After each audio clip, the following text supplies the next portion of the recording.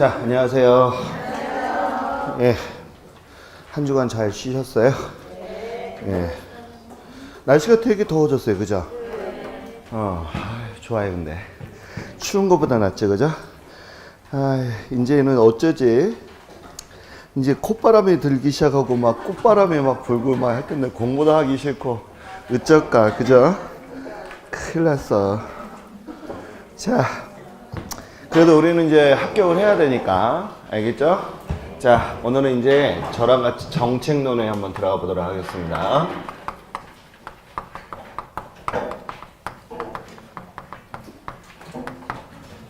자, 오늘 배우는 이 정책론은요, 앞부분에 있는 내용들은 전부 다 우리 앞전에 11월 달서부터 다 배웠던 내용이라 복습한다 생각을 하시면 되는 내용이에요. 오늘 이제 마지막 시간에 이제 부동산의 조세 정책에 관련된 게 나오거든요. 이거는 우리 시험에 100% 나오는 시험이기 때문에 이론 문제 중에서 좀 까탈스러운 내용입니다. 그래서 좀 앞부분에 있는 내용들을 좀 더 빨리 좀 진행을 좀 하도록 할게요. 딴 데서 보니까 오늘 거의 한 2시 가까이 수업을 할 텐데 빨리 좀 진행을 좀 하도록 할게요. 알겠죠? 네. 자, 오늘은 이제 앞부분의 정책론은 큰 문제가 없으니까 한번 보도록 하죠. 자, 먼저 우리가 인간하고 부동산하고의 관계에 대해서 우리가 이제 정책론에서 따지게 됩니다. 처음에는 인감도 그렇게 많지 않고, 그죠? 그 다음에 사람이 땅이나 주택에 대해서 큰 욕심이 없었는데 먹고 살다 보니까 자, 내가 돈이 있으면 투자를 해서 돈을 벌어야 되는데 딱히 투자를 해서 돈을 벌 만한 데가 없어. 은행에 저축을 해봐야 금리도 뭐하고 너무 낮고, 그쵸? 그러다 보니까 어떻게 된다? 눈길을 쏠리는 게 뭐가 있어요? 부동산이죠? 그래서 우리가 예전에 보니까 부동산에서 수익률이 거의 1000% 이상이 나는 경우도 있고 하다 보니까 은행에 저축에서는 답이 없는 거고, 그랬다고 우리가 묻지마 투자를 해서 주식 투자를 한다는 것도 쉽지 않은 결정입니다. 이러다 보니까 이제 자꾸 인간들이 자꾸 어떻게 한다? 돈을 쫓아서 다니다 보니까 부동산을 뭐 하게 된다? 자꾸 투기를 하게 되고, 그 다음에 투기한다는 얘기는 자꾸 뭐 한다는 거예요? 사들인다는 얘기잖아요. 그래서 앞전에 제가 그런 얘기 한번 했었죠. 광주의 갭 투자로 인해서 한 사람이 2600채를 보유한다. 이러면 한 사람이 2600채를 보유한다는 얘기는 2600명이 집을 어떻게 하는 거예요? 한 사람이 보유하고 있는 거잖아요. 즉 소득의 무슨 현상? 쏠림 현상이 일어난 거예요. 이다 보니까 소득의 재분배가 일어나지 않고 한쪽으로 치우치는 이런 현상이 되다 보니까 시장이 균형이 맞지 않게 된다는 거죠. 자, 이렇게 되다 보니까 정부는 팔짱을 끼고서 그대로 있어야 되느냐? 그렇지는 않다는 거죠. 그래서 정부가 짠 하고 나타났는데 잘 나타났으면 다행인데 괜히 껴가지고 시장을 더 흐트러 놨어요. 그래서 우리 요번 단원에서는 어떤 걸 배우냐 하면 정부가 개입을 했을 때 잘했니 못했니 이런 것들이 이제 시험 문제에 나온다 이런 얘기입니다. 그래서 먼저 첫 번째 보도록 하겠습니다. 자, 우리가 이제 정책론에서 가장 중요한 것이 바로 부동산에 관련된 문제예요. 자, 그러면 우리 한번 부동산서부터 오랜만에 한번 짚고 넘어가요. 자, 부동산이라고 하는 것은 우리가 크게 뭐하고 뭐가 있는데 시작. 토지하고 건물 이런 얘기하죠. 맞아요? 뭐 주택이라고 해도 되고, 그쵸? 자, 이렇게 두 가지가 있다. 그러면 얘네들이 무슨 문제가 있는데 이거에 대해서 우리 이제 저랑 같이 봐요. 그래서 우리가 이 부동산이라고 하는 것이 인간하고 관계가 이렇게 막 틀어진 거를 우리는 이제 관계가 뭐 했다? 악화가 됐다. 이런 표현을 하는 거예요. 그래서 제가 프린트에 한번 보도록 합니다. 자, 오늘 이제 교재는요. 1교시에는 214페이지서부터 240페이지까지 나갑니다. 214페이지서부터 240페이지까지. 자, 먼저 부동산 문제에 대해서 제가 프린트를 한번 보도록 할게요. 자, 인간하고 부동산하고 관계가 악화된 이유가 뭐니? 이런 것도 지문으로 나오니까 꼭 좀 알아두시는데요.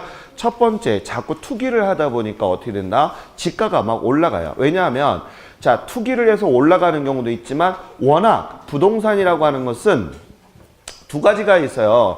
우리가 이 토지 문제에 대한 것을 저랑 같이 이제 볼 건데요. 자, 토지의 문제는 크게 우리가 두 가지를 볼 수가 있습니다. 하나는 물리적인 영향의 문제와 하나는 경제적인 문제도 이렇게 두 가지로 구분할 수가 있거든요. 자, 그럼 물리적이라고 하는 것은 무슨 얘기냐 하면 토지라고 하는 이 자체는 물리적으로 증가한다, 안 한다? 안 한다는 거죠. 그러다 보니까 우리가 무슨성이라는 것을, 부증성이라고 하는 것을 배운 적이 있어요. 맞죠? 하다 보니까 토지가 귀해. 맞죠? 하다 보니까 우리가 희소성 때문에 가격이 계속 올라가는 문제가 생기더라, 이런 얘기예요. 그래서 거기 보게 되면 지가가 상승한다는 얘기를 써놨죠. 제가 관계 악화한다는 거에. 보이십니까? 자, 이 다음에 환경도 파괴가 되죠. 왜냐하면 농사 짓는 땅을 전부 다 공장으로 만들게 되면 환경이 아무래도 오염이 되잖아요. 맞죠? 여기 엊그저께인가 보니까 저기 인천에 있잖아요. 근데 막 뿌해. 여기 천안 좀 어땠어요? 여기도 그랬어요? 똑같은 동네구나. 자, 아무튼 자, 거기 보니까 환경이 파괴가 되고, 그 다음에 자꾸 투기를 하게 되고 하다 보니까 지가라든지 여러 가지 거래 질서에 문제가 되더라. 이것을 우리가 이제 풀어나가는 걸 오늘 배우도록 하겠습니다. 자, 첫 번째 봐요. 토지 문제에서 토지의 부족이라고 해서 나온 거 보이십니까? 자, 토지가 부족하는 거에 가장 중요한 큰 이유는 무슨 성? 시작. 부증성이다. 그러면 자, 이 부증성이라고 하는 그 영향이 왜 생겼니? 발생 원인이 뭐니? 그랬더니 아무래도 인구도 많이 늘어난 것도 있겠죠. 그쵸? 인구가 증가된 것도 있을 것이고, 우리 뭐 남한 인구만 한치가 한 5천만 명 가까이 되잖아요. 맞죠? 이렇게 인구가 증가한 것도 있고, 그 다음에 또 뭐 여러 가지가 있겠죠. 그죠? 아까 같이 한 사람이 쏠림 현상도 있다. 그러면 자, 그 외에 여러 가지가 있지만 우리가 여기서 알아야 될 것이, 그러면 이렇게 토지가 부족한 것을 방관하고 있어야 되느냐? 정부는 그렇지 않아야 되겠죠. 그죠? 그래서 항상 뭐가 나오냐면 해결책이 뭐니? 이것을 물어보는 경우가 가끔 지문으로 나와요. 해결책이라고 하는 것은 토지가 부족한데, 자, 정부의 방법은 뭐니? 이런 얘기예요. 그러면 우리가 물리적으로는 늘어나지 않지만 다만 경제적 공급은 뭐하다? 가능하다. 이걸 우리 배웠단 말이에요. 그럼 경제적 공급이라 하는 것은 뭐다? 쓰임을 바꾸는 거. 용도적 공급 맞죠? 그래서 우리가 뭐를 배웠느냐 하면, 전에 간척이라고 하는 건 뭐예요? 바닷물을 막고 땅을 만드는 거죠. 그러면 이건 자, 토지의 물량이 증가된 것이다. OX. X다. 이거는 간척을 하게 되는 순간 바닷 밑에 깔려있는 땅, 즉 소지나 뭐가, 원지가 뭘로 전환되는 거예요?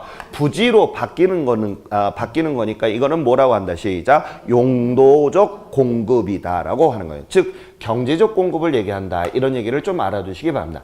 자, 이래서 우리가 살 수 있는 땅을 계속 만들어야 되는 게 정부의 방법이 아니겠니? 이게 바로 해결책이다. 이런 얘기. 그래서 거기다 제가 거기에 써놨어요. 매립이나 뭐라고 나와 있어요? 간척 사업으로 해서 경제적 공급을 뭐 해야 된다? 늘려야 되겠다. 이런 얘기 아니겠습니까? 맞죠? 그렇게 해서 좀 알아두셨으면 좋겠어요. 그러면 우리가 이제 땅이 부족하지만 이 땅을 어떻게 써야 돼? 잘 써야 되는 거 맞죠? 이것을 우리는 효율적으로 이용을 한다. 이런 얘기예요. 오늘 이제 제가 이 단원 나가는 거는 편안하게 들으라고 쭉 이렇게 설명을 할 거니까 졸지 말고 들어야. 알겠죠? 졸기만 해봐. 아주 레이저를 그냥 팍 쏠 거야. 그냥 아주.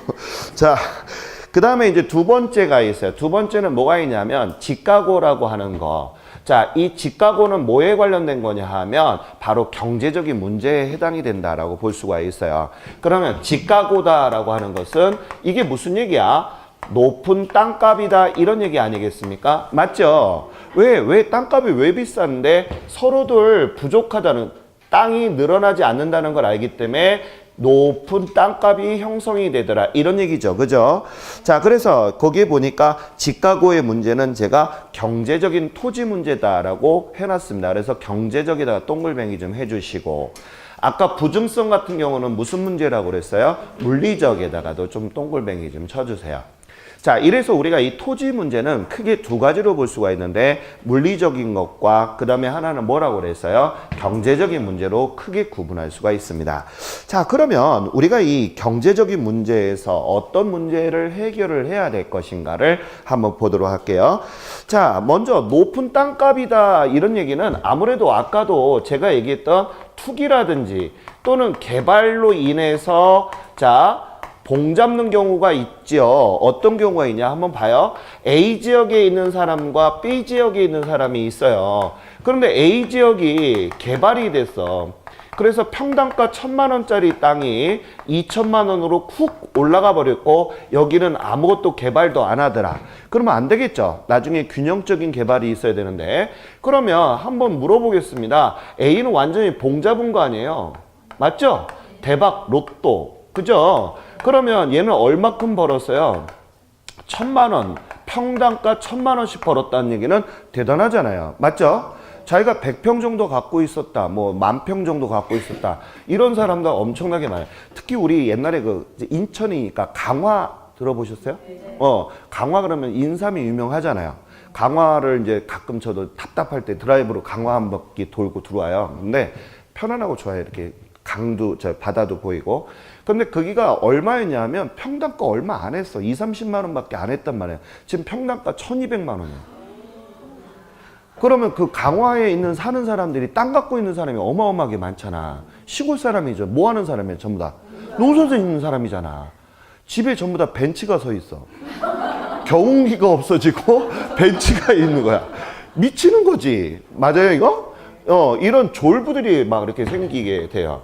이러다 보니까 국가에서는 완전히 로또 맞은 거잖아. 맞죠? 그래서 야 이거 이렇게 하게 되면 얘네들 계속 투기하려고 덤벼들 텐데 라고 해서 개발은 해야 되겠고 해가지고 어떻게 하느냐 얘네들한테 야 내가 니네 땅 A라는 땅을 개발을 할 거니까 니네들 로또 맞았지? 이거 불로소득이라고 생각을 하고 내가 세금을 거둘 건데 그 세금을 우리는 뭐라고 하느냐 하면 개발 부담금이라고 하는 거야. 다시 뭐라 한다 시작. 개발 부담금. 그럼 이 개발 부담금은 몇 프로냐 하면요 25%를 부과를 하고 있는 걸 예전에 배운 적이 있어요. 모르면 그냥 담으시면 돼요. 알겠죠? 다시 몇 프로? 25%. 그래도 이거 대단한 거야. 한번 생각을 해봐요. 자, 1,000만 원 중에서 250만 원 세금 내더라도 얼마야? 750만 원이야. 자, 우리 한번 예를 들어 식당을 장사 한번 한다고 생각을 한번 해보자고요. 식당의 마진율이 몇 프로일 것 같아? 안 해봐서 모르죠. 그죠? 저도 몰라요. 자, 아무튼 중요한 것은 모든 장사라고 하는 것은 많이 남아봐요. 물론 많이 남겠지만 평균적으로 40에서 몇 프로? 50% 남으면 많이 남는 거란 말이에요. 맞죠? 근데 지금 여기는 뭐야? 몇 프로가 남은 거야? 대단하죠? 그러니까 부동산을 자꾸 뭐 해? 투기를 할 수밖에 없는 거죠. 일단 나라에서는 개발 부담금을 뭐 한다? 환수를 해서 뭐 한다고 그래? 투기를 억제한다라고 하지만 이게 억제가 되겠냐고. 맞아요? 안 되지. 그잖아. 세금을 75% 걷었다 하더라도 얘는 25% 남았으면 은행금리보다도 몇 배야. 은행금리가 지금 1.5% 이 정도밖에 안 되잖아요. 맞죠? 세금 15.4% 띄게 되면 그 정도밖에 안 나온단 말이에요. 하다 보니까 우리 심리가 뭐야? 에이씨, 내가 은행에 집어넣냐? 이러면 땅 사지. 맞죠? 그죠? 이러다 보니까 계속적으로 문제가 발생이 되더라 이런 얘기예요. 아무튼 국가에서는 명분을 뭐라고 적었다? 개발하는 땅을 세금을 뭐 하겠다? 환수하겠다 이런 얘기예요. 세금을 걷어들이겠다. 아까 그 세금이 뭐였다? 시작. 개발 부담금이었고 몇 프로 정도 건다고요? 25%. 자, 그래서 거기 보니까 투기를 억제하기 위해서 개발이익의 환수를 통하여 이게 해결책이라고 국가가 내놓는 거예요. 맞아요? 제가 전 시간에 우리 선생님들한테 그 토지공개념 얘기했나? 네. 토지공개념 얘기해줬죠? 그게 이번에 개헌이 되게 되면 통과가 들어가게 되면 그게 나올 거예요. 그래서 앞으로 토지를 일정의 이상의 보유를 하게 되면 종합부동산세처럼 또다시 세제가 신설이 될 거라고 봅니다. 그러니까 뭐 물론 저하고 상관이 없지만 또 모르잖아요. 내가 토지를 많이 살 수도 있는 거니까. 맞죠? 그러니까 결론적으로 전체적으로 지금 계속적으로 뭐를 올리는 거야 지금? 소득은 안 늘어나는데 실업자가 지금 계속 늘어나는 입장에서 세금만 잔뜩. 그거 알죠? 국민연금이나 건강보험료 3개월 동안 안 내면은 뭐 날라와요? 예? 최고장? 압류장 날라와요. 그래서 집 강제 경매 들어갑니다. 걔네들이. 그 정도에 지금 우리나라가 지금 참 웃기는 나라예요. 자, 아무튼 자, 그래서 거기에 우리 이제 보시게 되면 이런 직각으로 인해서 어떤 게 있느냐 하면 이제 나쁜 영향이라고 하는 게 나오는데요. 첫 번째, 거기다 밑줄 좀 그어주세요. 이런 지문들 시험에 자주 나오는 지문이니까 꼭 좀 봐줘요. 알겠죠? 첫 번째, 땅값이 오르니까 여기 봐요. 지금 땅값이 오르다 보니까 이로 인한 영향에 대해서 시험 문제로 나온단 말이에요. 땅값이 오르니까 어떤 영향이 미쳤는데 그 영향에 대해서 나오는데요. 첫 번째, 땅값이 비싸니까 택지를 취득하기가 쉽다, 어렵다, 어렵다. 질문, 여기서 택지는 무엇을 얘기한다? 건축물을 지을 수 있는 땅 아닙니까? 맞아요? 그런데 이런 것 등을 짓기가 쉬워, 어려워? 어렵다는 거야. 자, 그래서 너무 어렵고, 그 다음에 두 번째, 제가 그런 말 써놨죠. 택지 구입에 과다한 비용 투입에다 밑줄. 자, 예를 한번 들어보겠습니다. 제가 하나 예를 들어서 집을 지려고 그래요. 그래서 예산을 잡았을 때 6억을 잡았습니다. 그래서 6억 안에는 뭐가 있냐 하면 자, 건축비가 4억이 들어간다라고 예를 들어보고 토지는 2억이 들어간다라고 해서 제가 6억에 대해서 예산을 잡았다라고 한번 해볼게요. 그런데 이 땅이 자, 지가가 훅 올라갔네? 그래서 땅값이 얼마가 됐다? 4억이 돼버렸다면 건축자재는 얼마밖에 못 써? 그러면 4억을 쓸 수 없고 2억밖에 쓸 수 없으니까 어떤 현상이 일어날까? 토지야 뭐 그렇다 그러지만 건축자재는 4억짜리 써야 되는 자재가 얼마짜리? 2억을 쓰니까 좋은 자재가 아니겠죠. 어떤 형태가 될까? 부실, 우리가 공사가 돼버리겠죠. 자재라든지. 맞아요? 이런 문제점이 생기더라. 그래서 이런 직가고의 영향으로 미치는 게 거기 보면 제가 부실자재 사용이다 이런 말 써놓은 거 이해하시겠습니까? 자, 그 다음에 자, 지나치게 고층화가 된다. 여기다 밑줄 좀 그어주세요. 자, 우리가 이제 전 시간에 뭐에 대해서 배웠느냐 하면 도심으로 갈수록 지대가 뭐하고 비싸고 외곽으로 갈수록 지대가 싸다라는 거 배웠었죠. 그러면 우리가 여기서 알아두실 게 뭐가 있느냐 하면 자, 외곽으로 가게 되면 자, 도심으로 갈수록 지대가 너무 비싸다 보니까 집약적으로 이용해야 돼? 아니면 조방적으로 이용해야 돼? 집약적으로 이용해야 된단 말이야. 그러다 보면 건물을 내가 예를 들어서 건물을 내가 5층까지 지었는데 자, 이렇게 지대가 막 올라가고 하다 보니까 남는 게 없어. 그러면 내가 어떻게 한다? 건물을 더 높게 올려야지만 임대 사업을 할 수 있는 거 아닙니까? 맞아요? 하다 보니까 5층 올릴 것을 10층으로 올린다든지 하다 보니까 도시가 어떻게 돼? 빽빽하게 뭐가 되는 거야? 뭐가 돼요? 막 삭막해지는 거죠. 맞죠? 그렇지 않아요? 삭막해지는 거야. 그러다 보니까 우리 윤식당 같은 거니까 막 보게 되면 외국이 막 되게 좋아 보이고 막 이러잖아요. 그죠? TV 안 보죠? 자, 그런 문제점이 있다.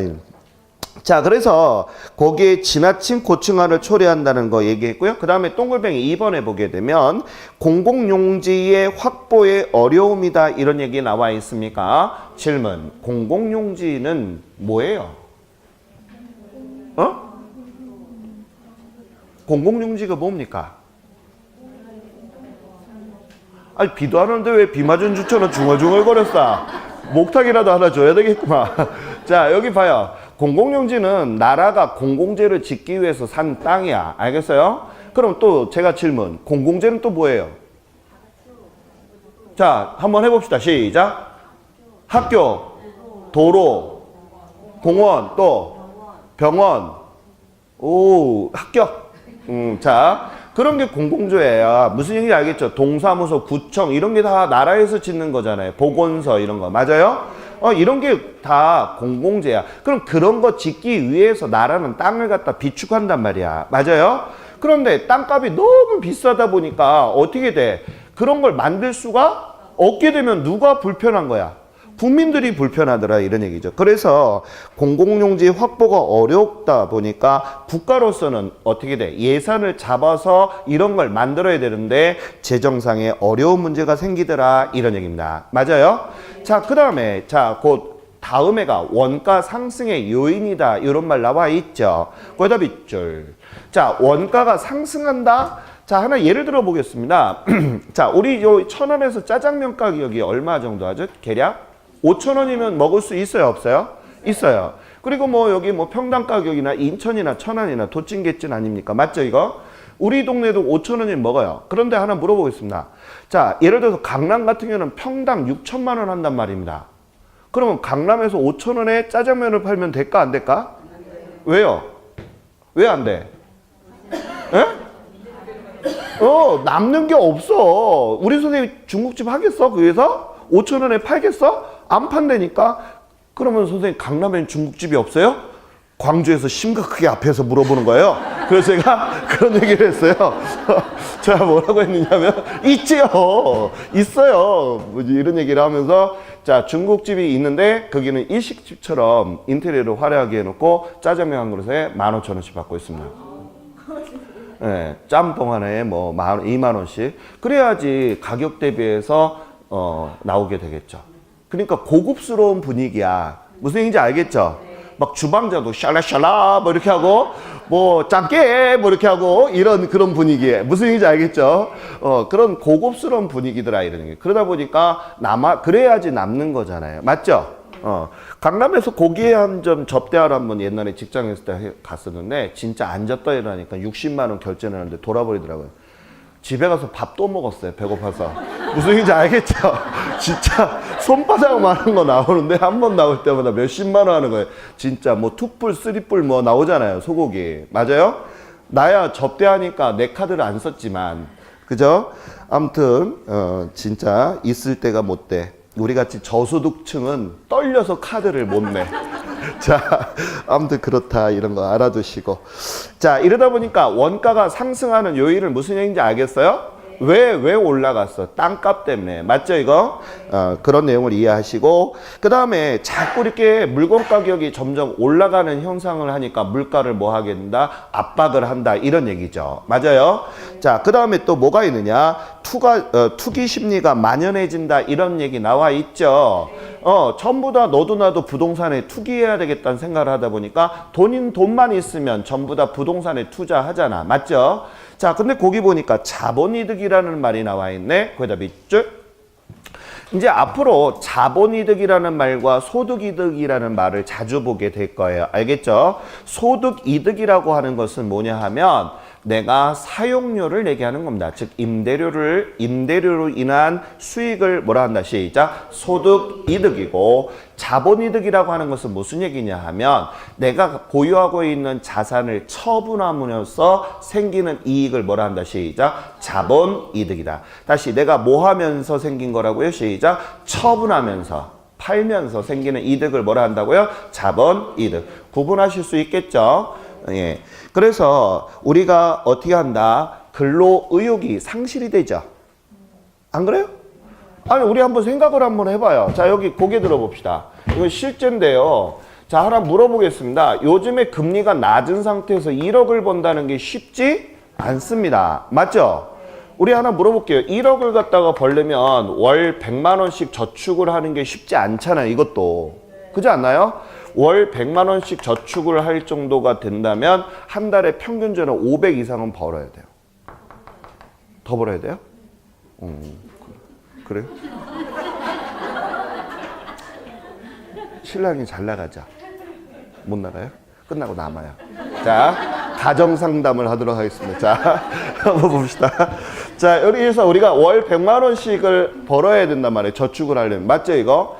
자, 그러면 우리가 이 100만 원씩을 우리가 저축을 한다 하더라도 지금 현재 금리가 1.5%다 하게 된다 하더라도 기껏 하면 제가 보기엔 최소한 8년 이상을 뭐 해야 된다? 저축을 해야지만 1억 가까이가 될 겁니다.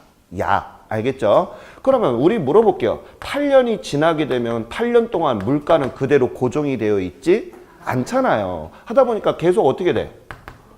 물가는 계속 올라가다 보면 돈의 값어치는 어떻게 돼요? 떨어진다는 걸 이미 우리 배웠단 말입니다. 맞아요? 그러다 보니까 젊은 애들이 앞으로 집을 산다는 건 쉽지 않아요. 자, 솔직하게 물어볼게요. 1억 가지고서 전세 구하기가 쉽지 않습니다. 서울 같은 경우에 도심에서 1억짜리 전세를 구하기는 진짜 하늘의 별 따기예요. 그러다 보니까 젊은 애들이 어떻게 돼? 부모님을 모시는 게 아니라 부모님한테 뭐가 되는 거예요? 얹혀서 살게 되는 이런 캥거루족이 생기게 되는 거죠. 그래서 우리 그 여성분이나 남성분들이 이제 나이 60대에서 한참 뭐 해야 돼? 놀러 가야 되는 그런 시기에 어쩔 수 없이 뭐를 봐야 돼? 육아를 해야 돼. 맞죠, 이거? 그래서 우리 아들내미한테 그랬어. 딱 대놓고. 너는 들어오지 마. 이렇게 얘기했어요. 자, 자, 그렇잖아요. 맞죠? 그랬더니 집사람이, 아유, 그래도 어떻게 손준대. 그래서, 그럼 자기하고 나하고 떨어져 사는 거야? 뭐 이런 얘기를 했었는데. 아무튼, 자, 아무튼, 분배 너무 깊게 들어가면 너무 어려우니까. 자, 분배의 부적정에다 밑줄. 자, 어떻게 돼요? 자꾸 빈부차가 생기는 거 맞죠? 예. 네. 그래서 아까 같이 어떻게 돼요? 땅 갖고 있는 사람은 절대 따라갈 수가 없어. 맞지 않나요? 맞죠? 우리 부동산 같은 경우에 봐봐. 요번에 강남 가격이 또 올랐어. 자고 일어나면 걔네는 몇 억씩 올라. 우리 동네는 10년 만에 2천만 원 올랐구만. 아무튼 죽겠어 아주. 맞죠? 그런 게 빈부차가 많이 생기더라 이런 얘기야. 자, 그 다음에 이제 토지 이용의 비효율성에다 밑줄. 자, 비효율적이라는 얘기는 잘 이용을 못했다는 얘기잖아. 즉 무슨 얘기냐면 무분별하게 토지를 이용했다 이런 얘기거든요. 그래서 우리가 무계획, 무분별하게 외곽 지역에서 자 개구리가 껑충껑충 개구리가 어떻게 뛰어다니지? 갑자기 생각이 안 나네. 폴짝폴짝. 아이, 죽일 놈이에요. 자, 아무튼. 자, 개구리가 폴짝폴짝 뛰어다니는 거 맞죠? 이걸 뭐라 한다? 시작. 스포로 현상처럼 우리가 땅을 갖다 제대로 활용을 못 하더라. 이런 얘기입니다. 맞죠? 자, 그 다음에 이제 분배 불평등이 심화가 되죠. 그래서 어떻게 돼? 아까처럼 자, 분배가 일어나지 않으니까 사회 불평등적인 요소가 많잖아요. 맞죠? 우리 대한민국에 의외로 잘 사는 사람 되게 많습니다. 제가 이 강의하면서 보면 많은 사람들이 진짜 수백억 대 재산을 갖고 있는 사람 많이 봤어요. 네, 진짜로. 친하게 지내려고 했더니 너 가. 저소득층하고 못 놀겠대요. 그래서 맨날 찌그러져서 살고 있어요. 자, 여기까지가 우리가 바로 무슨 문제다? 시작. 토지 문제다. 무슨 얘기 같나요? 그럼 머릿속에 이제 노트 정리하는 거야. 자, 토지는 물리적인 문제와 뭐가 있는데 시작. 경제적인 문제가 있더라. 그럼 물리적이라고 하는 영향이 가장 큰 것은 무슨 성? 시작. 보증성. 경제적인 것은 뭐 때문에? 시작. 지가구 때문에. 요 내용이 머릿속에 들어가셔야 돼요.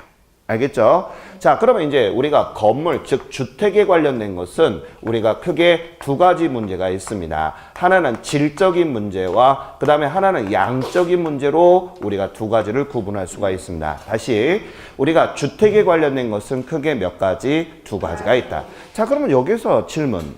고소득자는 돈이 많으니까 문제가 될 게 없어. 왜? 자기 집이 망가지면 수리를 할 능력이 돼? 안 돼? 돼. 근데 문제는 누구야? 바로 질적인 문제에 해당이 되는 문제점, 문제아가 누구냐면 누구야? 저소득자야 바로. 그러면 제가 전 시간에 우리 기억나나 모르겠네. 물어봐야지. 자, 물어봅니다. 알겠죠? 고소득자가 이사를 가고 저소득자가 밀고 들어오는 침입 현상을 우리는 하향역을 한다, 상향역을 한다. 오케이. 그러면 이제 저소득자가 돈이 없고 아침에 일어나면 쌀 걱정해야 되잖아. 맞죠? 그렇지 않아요? 그러다 보니까 얘네들은 집을 보수를 한다, 안 한다? 안 한다 그랬어. 그러다 보니까 보수를 계속 안 하니까 어떻게 돼? 불량 주택으로 전락이 돼버리는 거 맞죠? 하다 보니까 주택의 질이 자꾸 어떻게 돼? 떨어져 버리더라. 이런 얘기예요. 이해 갔나요? 그래서 거기 보시게 되면 양적과 질적이 있는데, 자, 질적에 보게 되면 열악한 주거 환경이라고 제가 밑줄을 그어주시고, 이때 이 열악한 주거 환경은 누구를 얘기하는 거예요? 시작. 저소득자를 얘기하는 겁니다. 이러다 보니까 열악한 환경 속에서 계속적으로 어떻게 한다? 주택 문제가 파생이 되는 거죠. 그럼 여기서 질문. 우리 전에 배웠던 겁니다. 국가는 이런 저소득자를 위해서 불량주택이 전락되는 것을 보고 자 이들한테 주택을 지어주는 것이 올바른 주택정책이라 한다. OX. X. 그럼 뭐를 해주는 게? 우리 전에 배웠는데 이런 저소득자들한테 집을 지어주는 게 올바른 정책이 아니라고 그랬죠? 그럼 이들한테는 뭐를 해줘야 돼?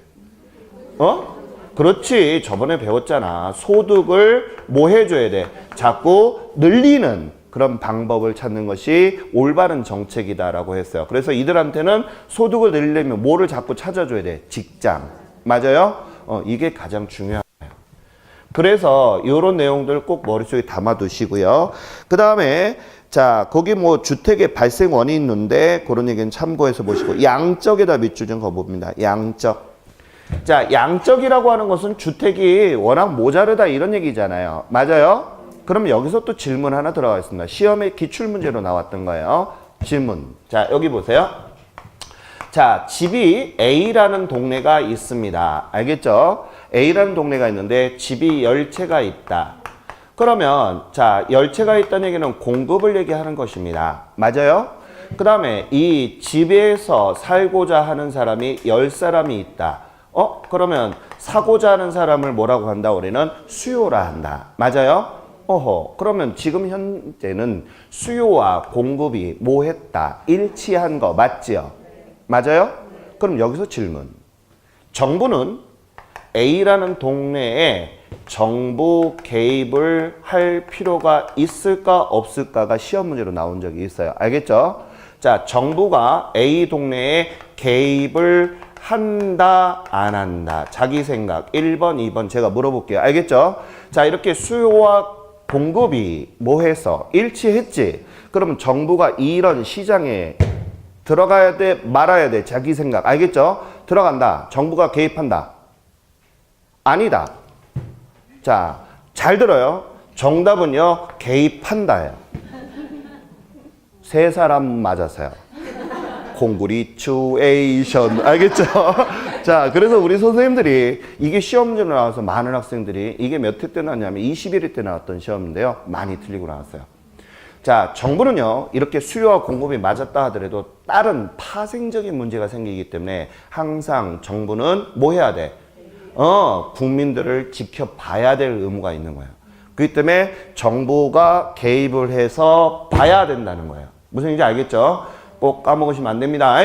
자, 그래서 거기 보면 양적인 거에 대해서 우리가 발생 원인을 얘기했고요. 그 다음에 이제 주거비 부담 문제라고 나온 거 있어요. 거기 보면 제가 지수를 해놨는데 거기 보니까 슈바베 지수라든지 또는 가격 소득비라고 하는 거 나온 거 있죠. 이건 이제 정부에서 정말 많이 보는 지수예요. 왜냐하면 이게 왜 그러냐면 이 지수 가지고 현재 우리 국민들이 어디에 돈을 많이 쓰고 있는가, 그 다음에 또 집에 부동산에 투기를 하고 있는가, 이런 것 등을 보기 위해서 만든 지수입니다. 뭐 우리 시험에서는 계산하는 문제는 거의 안 나오니까 참고로만 알아두세요. 알겠죠? 자, 그러면 슈바베라고 하는 경제학자가 만든 거예요. 혹시 여러분들 저기 엥겔 지수라는 거 들어보신 적이 있어요? 네. 엥겔 지수가 뭐야? 식비가 많이 나오면 선진국, 후진국이다 이런 얘기 하잖아요. 맞죠? 그런 것처럼 슈바베가 뭐라고 했느냐면 너무 우리가 임대료에 대한 것이 부담이 되다 보니까 이것을 만든 거예요. 그래서 슈바베 지수다 이렇게 이름을 붙였어요. 자기 이름을 붙인 거예요. 그래서 어떻게 한다? 자기 전체 소득분의 뭐를 주거비에 관련된 것이 얼마큼 차지하느냐 이런 얘기입니다. 이런 것을 따져보기 위해서 만든 걸 뭐라고 한다? 시작. 슈바베 지수예요. 그럼 여기서 질문. 자, 여기서 질문. 이제 잘 봐요. 제가 이제 자꾸 질문들 많이 할 때는 그게 그만큼 중요한 거니까 잘 들어야 됩니다.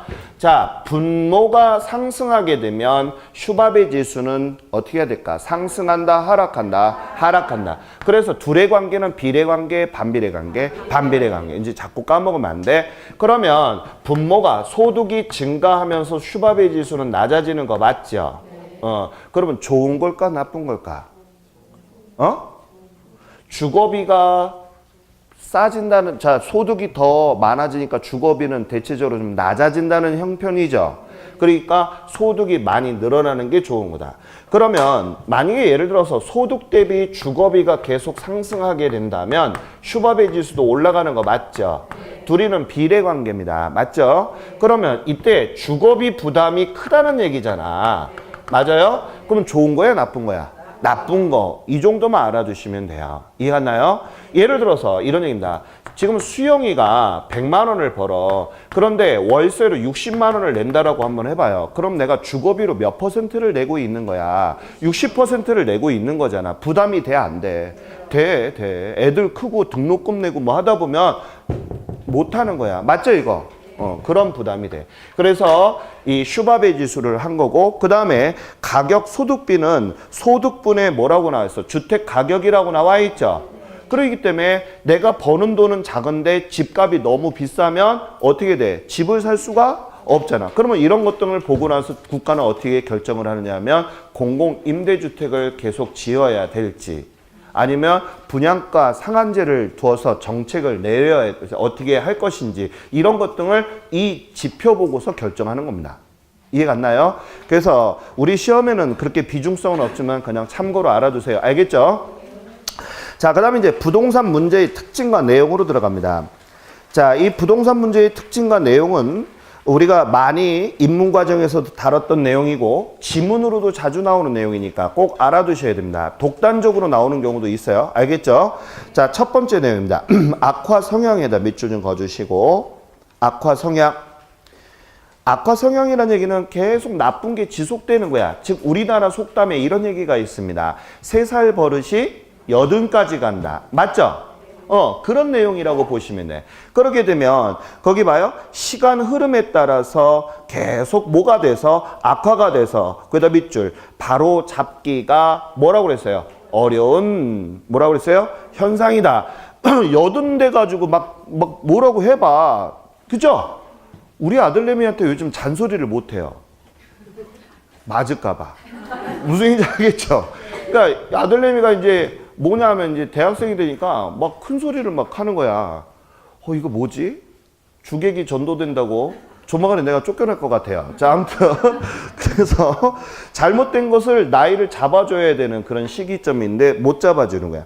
거기에는 이제 우리가 크게 양적인 문제와 질적인 문제가 있어요. 거기다 동글뱅이. 자, 양적인 문제는 아까도 얘기했듯이 거기다 밑줄 좀 볼래요? 토지 부족에다 밑줄. 토지 부족. 자, 토지가 부족하다는 거 무슨 성? 시작. 부정성. 토지가 부족해. 그러다 보니까 부족한 땅에다가 집을 짓기가 쉬워 어려워? 어렵다는 거지. 맞죠? 자, 그 다음에 질적인 거는 집가구에다가 밑줄. 아까 또 배웠던 거 또 나왔잖아. 맞아요? 너무 땅값이 비싸다 보니까 국가가 공공임대주택을 지으려고 해도 땅을 만들기가 쉽지 않은 거야. 공급하기가 어렵겠죠. 그죠? 자, 이런 문제점이 생기더라. 그러다 보니까 저소득층 애들을 뭔가 좀 환경을 좀 질 좋게 만들어주고 싶은데도 불구하고 만들 수가 없는 거야. 왜? 정부가 뭐가 없어? 돈이 없으니까. 맞아요? 자, 이런 문제점이더라. 그래서 우리 한번 볼게요.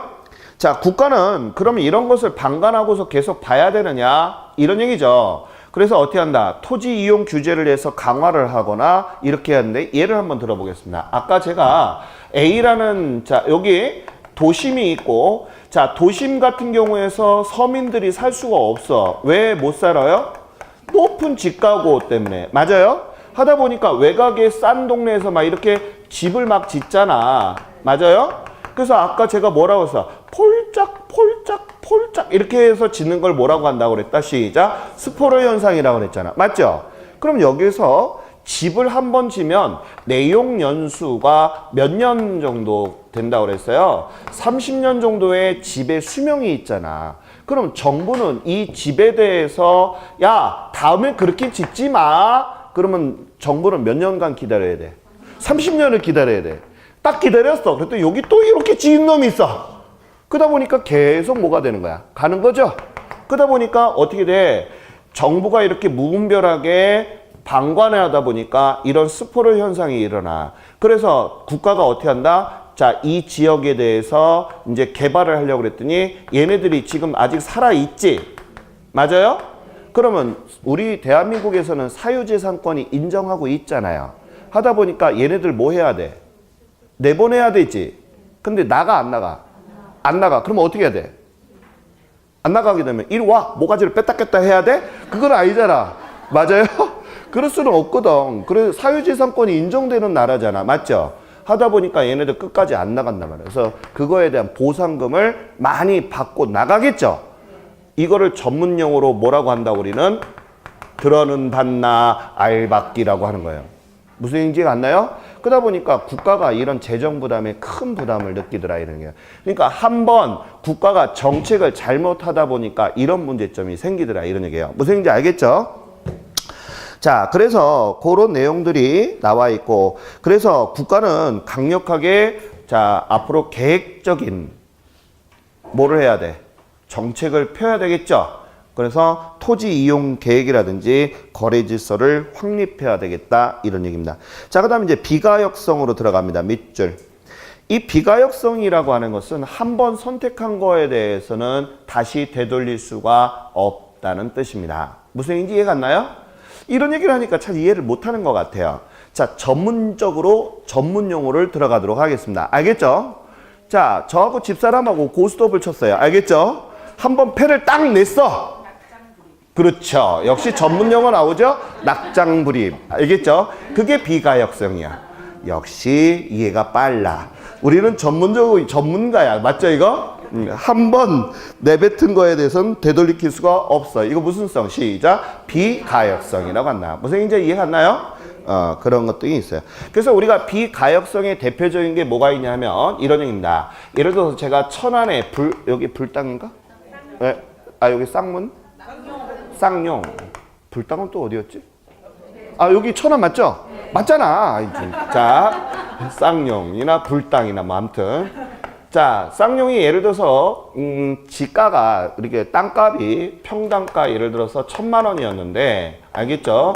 자, 여기 개발 무슨 뭐 호재가 있다. 예를 들어서 뭐 대기업이 들어왔다. S기업이 이쪽에 무슨 반도체 공장을 만든다 해서 평당가 1,800만 원 딱 올라가 버렸다. 예를 들어서. 그럼 이 지역의 땅값은 얼마로 형성이 된 거예요, 지금? 평당가 1,800만 원 형성된 거 맞죠? 그러면 이 1,800만 원 형성된 것은 다시 내려오지 않아요.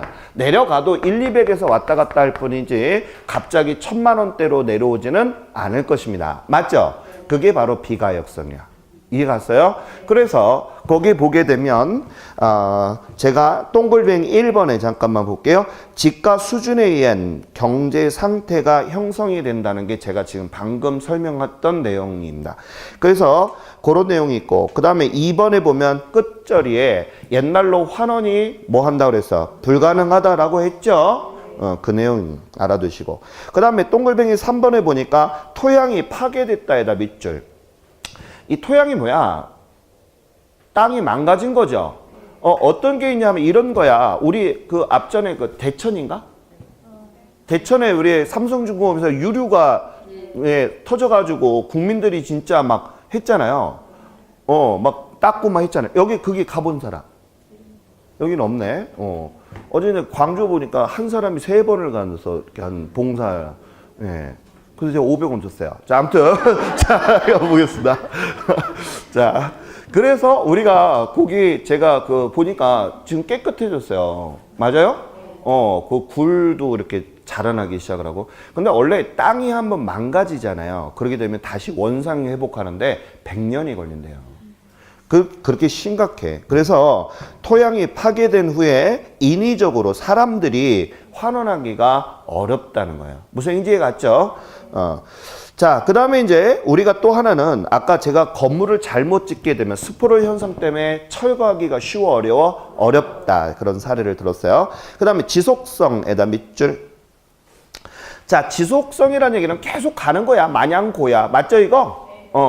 자, 우리가 토지가 지금 부족해. 그 다음에 살려는 사람은 많아. 즉 수요와 공급이 불균형 상태이잖아요. 맞아요? 그러다 보니까 계속 가는 거야. 마냥 고. 이게 지속적으로 가는 거죠. 맞죠? 그 다음에 복합성이라고 하는 것은 거기다 동글뱅이 좀 쳐볼래요? 법, 경기.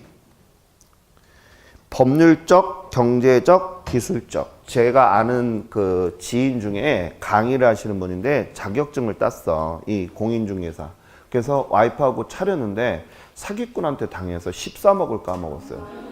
예, 조심하셔야 돼.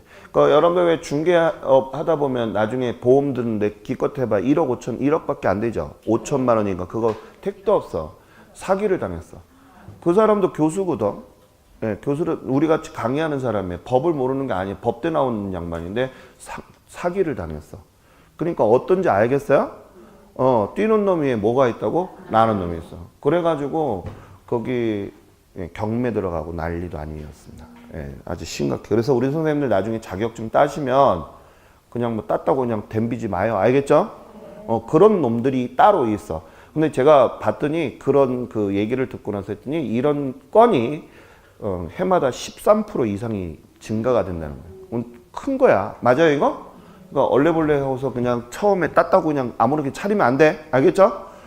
남의 밑에서 좀 배우고 이런 것도 좋을 거라고 봅니다. 자, 그래서 이런 거래 질서에 문란하는 것을 자꾸 이제 문제가 생기는 거야. 법적인 거, 경제적인 거, 이런 거 있죠. 그거 알아요? 예를 들어서 단순적인 예를 할게요. 잔금을 받아야지만 열쇠를 주는 거잖아, 우리가. 근데 뭐라고 하냐면 잔금 드릴게요. 그걸 못 믿어요. 중도금까지만 딱 걸어주고 그 다음에 잔금을 안 주는 거야. 이사 다 들어갔는데. 그러면 어떻게 해야 돼? 멱살 잡고 싸우게 되면 형법에 처벌이 된다. 알겠죠? 이거 복잡해지는 거야. 그러면 명도소송 걸고 막 이 법적으로 해결을 하는 게 되게 복잡해져요. 그래서 우리 선생님들 그거를 확실하게 해야 돼. 중개를 하는 사람이잖아요. 잔금 받기 전까지는 절대 안 돼. 믿어요. 나를 믿어요 했는데 진짜 믿었는데 내가 온팡 바가지 쓰는 경우가 있어. 무슨 얘기인지 알죠? 그런 그 판례 사고가 되게 많습니다. 그래서 그런 내용들을 알아야 돼. 그 다음에 자, 해결 수단의 다양성이라고 나온 거 있죠. 자, 다양성은 뭐 많죠. 이렇게 봐요. 투기가 성행하고 집가고라든지 저소득자, 부증성 이런 문제점들이 많은데 국가는 어떻게 한다? 팔짱 끼고 있을 수는 없잖아. 그러다 보니까 세금을 많이 올린다든지 투기를 못하게. 맞죠? 그 다음에 또 뭐라 한다? 무슨 뭐 DTI나 LTV 같은 대출을 못하게 한다든지 지금 많이 억제하는 거 알고 있죠? 요즘 대출이 잘 안 돼요. 예. 그래서 이런 문제점들을 하고 토지 이용 규제를 더욱더 뭐한다? 강화를 한다든지 이런 다양한 방법들이 있더라 이런 얘기입니다. 뭐 여기까지는 어려운 게 없었어요. 맞죠? 자, 그 다음에 이제 시장 실패와 그 원인 그거는 잠깐 쉬었다 하자고요. 예.